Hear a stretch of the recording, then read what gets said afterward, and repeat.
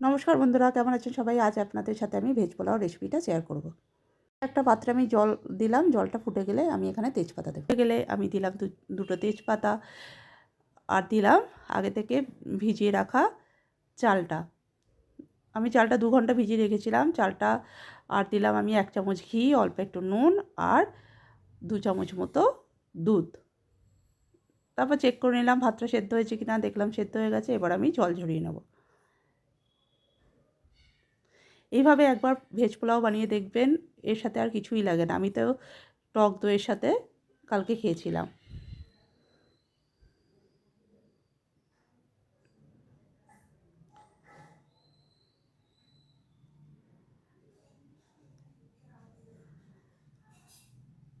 আমি চালটা ভাতটা আমি জল ঝরাতে দিলাম, যাতে একদম ঝরঝরে হয়ে যায় ভাতটা, একটু যাতে জল না থাকে।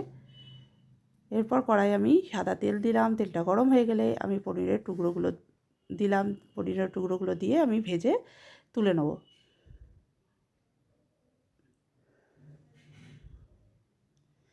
এরপর আমি ছোটো করে আলু কেটে রেখেছিলাম, সেই আলুগুলোও দিয়ে দিলাম।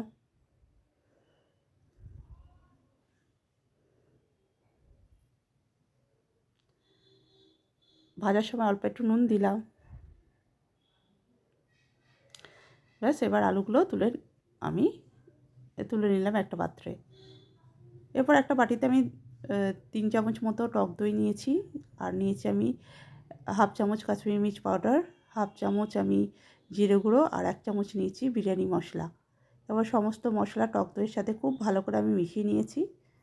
মিশিয়ে নিয়ে আমি কড়াই দিলাম ফোড়ন। ফোড়ন হিসাবে দিয়েছি আমি গোটা জিরে, আর একটা দারচিনি, আর 4টে লবঙ্গ। এবার টক দইয়ের সাথে যে মশলাটা মিশিয়ে রেখেছিলাম সেটা আমি দিয়ে দিলাম। দিয়ে খুব ভালো করে নাড়লাম। নেড়ে নেওয়ার পর আমি ভাজা আলুগুলো দিয়ে দিলাম। আর দিলাম আমি ক্যাপসিকামের টুকরোগুলো।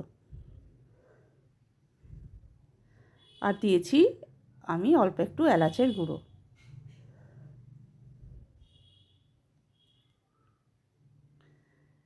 এরপর আমি এখানে ভাতটা দিয়ে দিলাম। দেখুন একদম ঝরঝরে হয়েছে চালটা।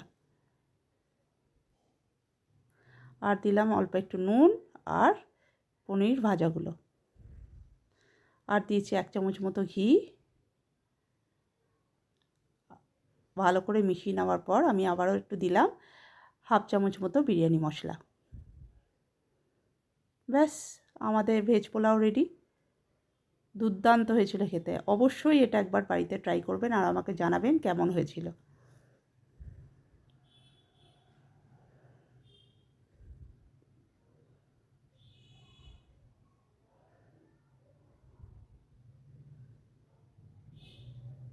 আমার রান্নাটি ভালো লাগলে লাইক, শেয়ার, সাবস্ক্রাইব করতে ভুলবেন না। Thank you.